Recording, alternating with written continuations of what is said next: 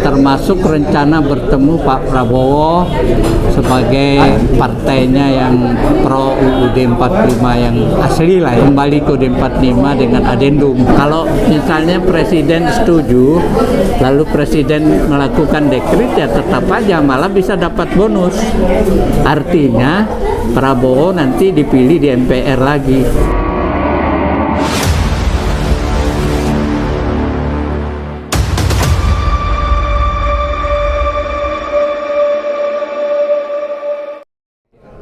Kalau dari sisi yang saya lakukan, itu kami kan sebenarnya sudah mau mengadakan Kongres Bangsa Indonesia untuk kembali ke UUD 45. Proposalnya sudah siap, ya, siapa yang akan bicara, siapa yang akan diundang, terus organisasi apa aja yang akan diundang dan sebagainya, termasuk rencana bertemu Pak Prabowo sebagai partainya yang pro UUD 45 yang asli lah ya, sudah siap sebenarnya.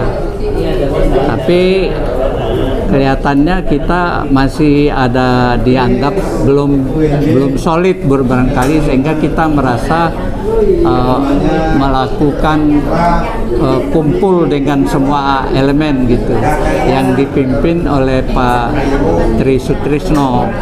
Jadi kami sekarang secara teratur lebih kurang 2 minggu sekali bertemu untuk membahas lebih rinci pasal-pasal dari UUD 45 itu, apa saja yang kira-kira perlu di adendum. Itu tiap minggu, bahkan hari Jumat kemarin itu udah kita bahas sampai pasal 15 gitu.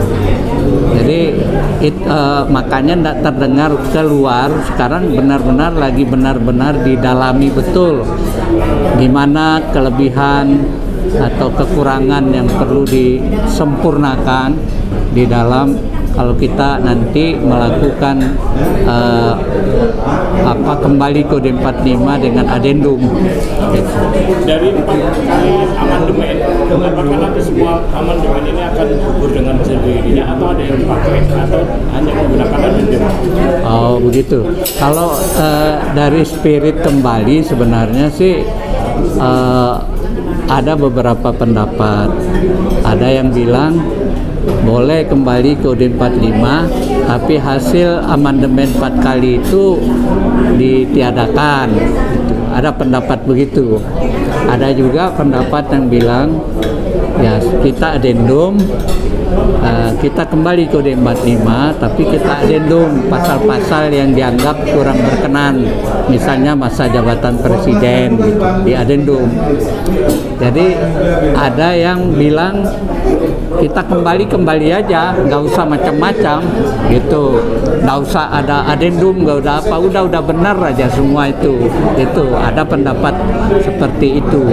Ada juga pendapat yang ingin agar dilakukan amandemen kelima, itu yang umum yang biasanya disuarakan di MPR atau dari partai-partai yang sedang berkuasa gitu. Oke. Nah, dari ketiga ini kira-kira yang empat. Usulan 4 ini yang mayoritas menginginkan yang kemana kira-kira? Kalau dari kami, dari kumpulan yang barisan yang ingin kembali ke UUD 45 itu ya adalah kembali untuk adendum aja. Begitu ya? Ya, itu aja. Mana dianggap, bahkan ada yang menganggap beberapa pasal yang sudah ada beberapa pasal dari Undang-Undang 2002 atau hasil amandemen itu yang bisa diakomodir sebagai adendum. Oke. Kongres yang akan datang ini kira-kira yang akan ditarget apa kira-kira? Nah itu yang belum kita soal kongres ini ditutup sementara. Nanti sedang diatur merapikan barisan dulu lah. Jadi kita semua tokoh-tokohnya ini ingin benar-benar mendalami tiap pasal, tiap ayat itu sehingga semua nanti punya argumen yang sama bahasanya. Jadi ibaratnya kita ngaji, benar-benar ngaji mendalam dulu lah sebelum teriak-teriak keluar gitu. Begitu ya. Iya ya. Tapi bocoran kira-kira kapan ya? Oh ya belum ini. Mungkin momentumnya dianggap belum ada. Kalau yang kongres sebenarnya kapan saja kongres, pas teman-teman sepakat langsung kita gelar.